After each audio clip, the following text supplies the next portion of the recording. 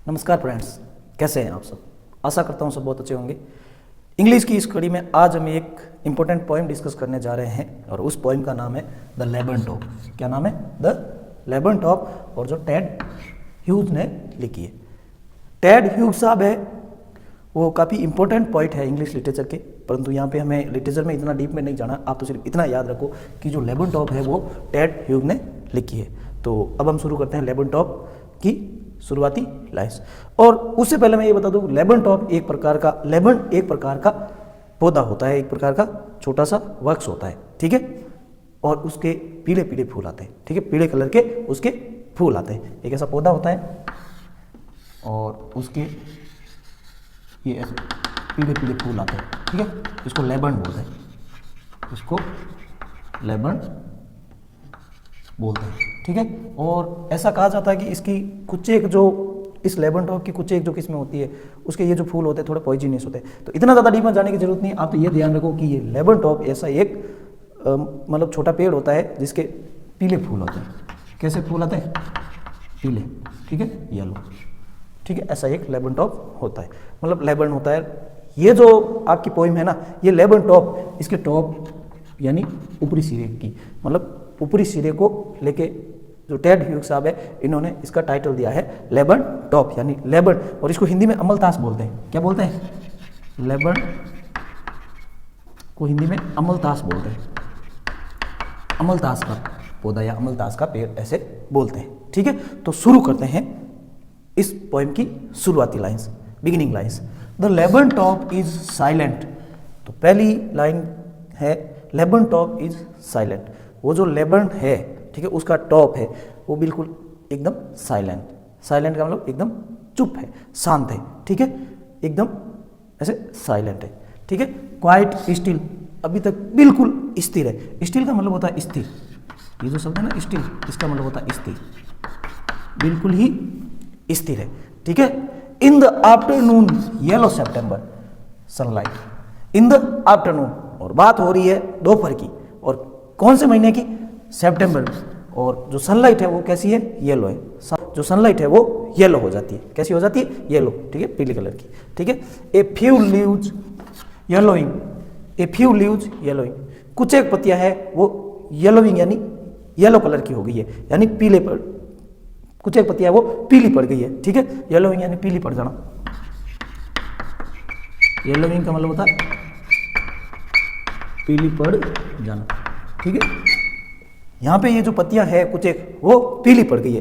तो हम कह सकते हैं कि सितंबर के टाइम में पतझड़ की ऋतु होती है, और पतझड़ में सभी पौधों की पत्तियां हैं वो झड़ जाती है। तो इसकी पत्तियां भी झड़ने से पहले पीली पड़ जाती है, तो इसकी पत्तियां भी पीली पड़ गई है। ऑल इट्स सीड्स फॉलन, और इसके सारे के सारे बीज है वो नीचे गिर गए। पतझड़ की ऋतु में पत्तियां गिर जाती है, और पत्तियों के साथ जो भी बीज होते हैं वो भी साथ साथ में गिर जाते हैं, ठीक है। अब हम देखते हैं लेबनटॉप बाय टेड ह्यूज की पोएम की next line, second stanza. First stanza में हमने देखा था कि लेबनटॉप एकदम शांत है और सितंबर का मंथ है, ठीक है। उसके बाद में टिल द गोल्ड फिंच कम, जब तक लेबनटॉप शांत है तब तक गोल्ड फिंच आती है। गोल्ड फिंच एक छोटी चिड़िया होती है। ये जो गोल्ड फिंच है ना, एक छोटी सी चिड़िया होती है, ठीक है। गोल्ड फिंच ये एक छोटी चिड़िया होती है। टिल द गोल्ड फिंच कम, तब तक वो शांत है जब तक एक गोल्ड फिंच आती है, ठीक है। With A twitching chip, with A twitching chip, ऐसे आती है और एकदम से ऐसे आके, और उसकी जो आवाज होती है वो चिरपिंग यानी चहचहाने की आवाज होती है। चिरपिंग का मतलब होता है चहचहाना, ठीक है।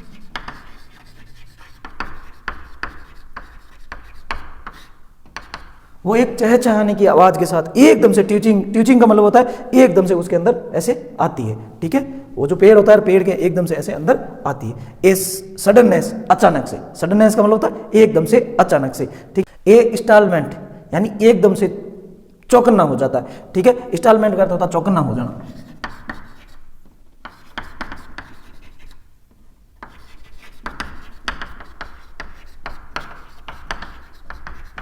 यानी ऐसे लगता है जैसे पेड़ एकदम से चौकन्ना हो गए हो, ठीक है। ये एकदम से ऐसे आती है और ट्विचिंग चहचहाने की आवाज़ करती हुई झटके से ऐसे अंदर जाती है, तो ऐसा लगता है एकदम से अचानक हुआ है और ये पूरा का पूरा पेड़ एकदम से चौकन्ना हो गया, पूरा का पूरा पेड़ एकदम चौकन्ना, सारी पत्तियां और ऐसे हिलती है, ऐसा लगता है पूरा का पूरा पेड़ एकदम चौकन्ना। एट ए ब्रांच एंड, और ये जो घटना होती है एक ब्रांच के किसी एंड से होती है, एक ब्रांच के किसी एंड से ये घटना होती है।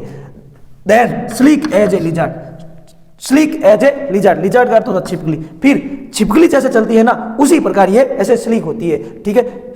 छिपकली जितनी अपनी कुशलता से चलती है, स्लीक का अर्थ होता है कुशलता से और लिजार्ड का अर्थ होता है छिपकली, ठीक है। लिख देता हूं मैं SLE स्लीक का अर्थ होता है कुशलता से और ये लिजार्ड का अर्थ होता है छिपकली। छिपकली कितनी कुशलता से चलती है, ठीक है। ऐसे दीवार होती है, दीवार पे वो ऐसे कुशलता से चलती है, उतनी कुशलता से वो एक एंड से, एक ब्रांच के एक एंड से ऐसे गोल्डफिंच ऐसे एंटर होती है और पूरे पेड़ में ऐसे कुशलता से घूमती है। अलर्ट एंड अब्रप्ट, अलर्ट का अर्थ होता है चौकन्ना हो जाना, अलर्ट का अर्थ होता है चौकन्ना हो जाना, और अब्रप्ट का अर्थ होता है अचानक से होना, अचानक से किसी को कोई डिस्टर्ब करता है ना, अचानक से होना, अचानक से अगर कोई किसी को डिस्टर्ब करता है तो अब्रप्ट होता है, ठीक है। तो ऐसा लगता है कि पूरा का पूरा पेड़ है वो एकदम से अलर्ट हो गया और पूरा का पूरा पेड़ अचानक से एकदम ऐसे डिस्टर्ब हो गया, क्योंकि जैसे ही वो इधर से गुजरती है तो सारी पत्तियां ऐसे हिलने लग जाती है और अंदर आवाज होने लग जाती है, ठीक है। सी एंटर्स द थिकनेस, वो जो सबसे ज्यादा थिक होता है, ठीक है। ये ऐसे पेड़ होता है, पेड़ का जो जुर्मुट होता है जहां पर सबसे ज्यादा थिकनेस होती है वो धीरे धीरे धीरे धीरे करके पेड़ के थिकनेस में ऐसे चली जाती होता है नहीं, पेड़ ऐसे बड़ा सा पेड़ होता है, उधर से एक तरफ से कोई पक्षी आता है और वो पक्षी भी धीरे धीरे धीरे उस पेड़ में, पूरे पेड़ में घूमने लग जाता है, यानी वो थिकनेस तक चला जाता है। एंड ए मशीन स्टार्टअप, और फिर एक मशीन है वो स्टार्ट होती है। यहां पर जो मशीन का मतलब होता है वो शोर है, यहां पर जो मशीन का मतलब क्या है, शोर शराबा, ठीक है। मशीन का मतलब यहां पर कोई मशीन नहीं चल रही है, परंतु मशीन का अर्थ है शोर शराबा, ठीक है। यहां पर मशीन का अर्थ क्या है, शोर शराबा, ठीक है। तो फिर वो शोर शराबा स्टार्ट होता है, ठीक है, ऑफ चिटरिंग्स, और फिर चहचहाने की आवाज आती है। ए ट्रिमर ऑफ विंग्स, और फिर विंग्स के ट्रिमर का अर्थ होता है फड़फड़ाना, ट्रिमर का अर्थ होता है फड़फड़ाना,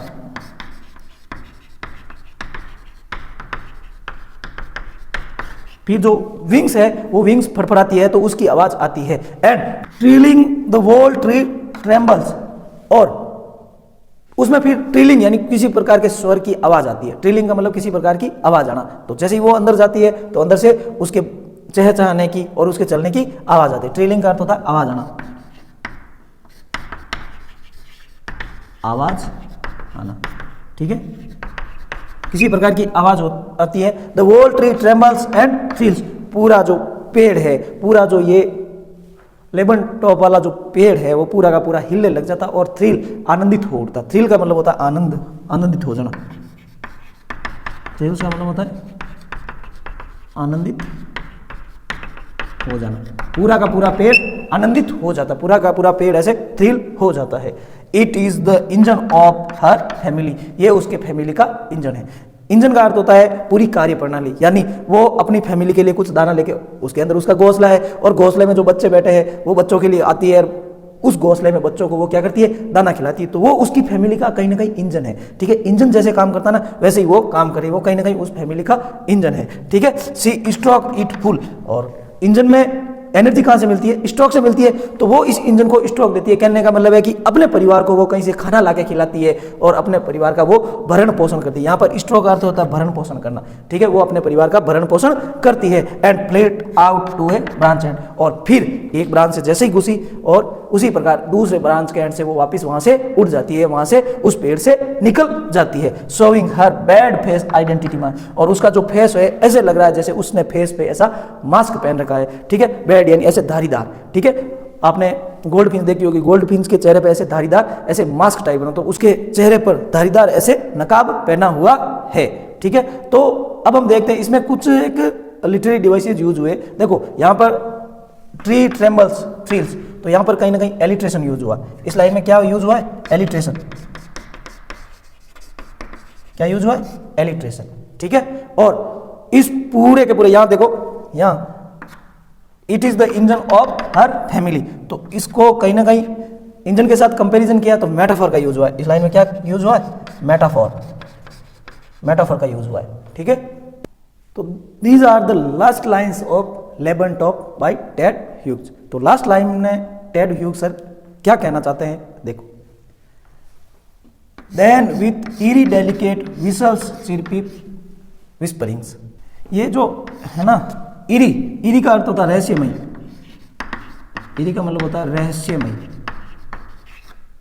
और ये जो डेलिकेट है ना इसका मतलब होता है नाजुक, डेलिकेट का मतलब होता है नाजुक, ठीक है। ये विसल्स चिरपी, विसल्स का मतलब सिटी जैसा, सिटी की जो आवाज आती है ना, विसल्स नहीं होती, विसल ऐसे बजाते हैं, सिटी की आवाज, ठीक है, सिटी जैसी आवाज।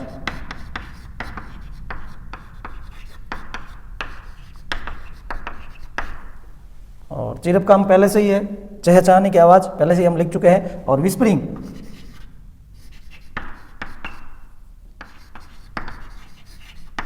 फुसफुसाहट की जो आवाज होती है ना, जैसे चिरपिंग तो वो कर रही है पर काफी दूर वो उड़ गई है, दूर चली गई है, तो चिरपिंग की भी आवाज ऐसे विस्पर जैसी आती है, फुसफुसाने जैसी आवाज आती है, ठीक है।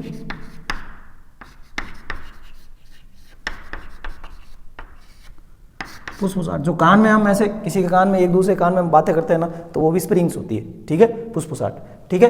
तो then with eerie delicate whistles chirping whistle, फिर वो जब उड़ जाती है तो उसकी जो आवाज है एकदम ऐसे रहस्यमयी और नाजुक आवाज बन जाती है, क्योंकि बहुत दूर तक उड़ती है और वो चहचहाने की आवाज करती जाती है, तो दूर से ऐसा लगता है कि उसकी आवाज बिल्कुल नाजुक आवाज हो गई है और रहस्यमयी आवाज हो गई है, और दूर से मतलब चिरप यानी चहचहाने की आवाज आती है, ठीक है। सी लॉन्चेज अवे, और वो बहुत दूर तक चली जाती है, सी लॉन्चेज अवे यानी बहुत दूर तक चली जाती है। Toward the infinite, toward the infinite, infinite का अर्थ होता है अनंत, इनफाइनाइट का अर्थ होता है अनंत, और वो अनंत तक चली जाती है, यानी बहुत दूर, आकाश में बहुत दूर तक चली जाती है। टेड ह्यूग्स साहब ये कह रहे हैं कि बहुत दूर तक, मतलब इतनी दूर तक चली जाती है जहां पर मतलब आंखों से हम उसको देख नहीं सकते, बहुत दूर तक चली जाती है। And the laburnum top subside to empty, और लेबनटॉप फिर से एकदम सबसाइड यानी शांत हो जाता है, और इतना शांत हो जाता है कि ऐसे लगता है कि लेबनटॉप अब इम्पटी यानी खाली हो गया, लेबनटॉप अब बिल्कुल खाली हो गया। तो ये थी आज हमारी poem the laburnum top, Ted Hughes sir ने लिखी। तो इसकी थीम क्या थी, इसकी थीम आप इसमें लिखोगे रिलेशन बिटवीन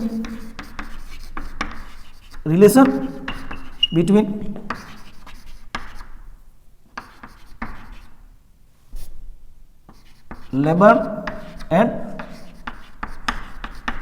गोल्डफिंच, गोल्डफिंच और लेबन के बीच में जो रिलेशन है, कैसे वो आती है, कैसे वो रहती है, ये, ठीक है, ये भी हो सकता है, और दूसरा ये भी हो सकता है, ठीक है। The love of goldfinch to laburnum tree, love of goldfinch to laburnum tree, ये भी इसकी थीम हो सकती है। तो ये दो इसकी थीम है, ठीक है। इसमें कुछ लिटरेरी डिवाइसेस जो यूज हुए थे वो हमने यहाँ पर डिस्कस किए हैं, और ये थी आज हमारी पोइम द लेबनटॉप। अगर वीडियो थोड़ा सा भी आपके लिए हेल्प हो रहा तो चैनल को सब्सक्राइब करें और वीडियो को लाइक जरूर करें। धन्यवाद।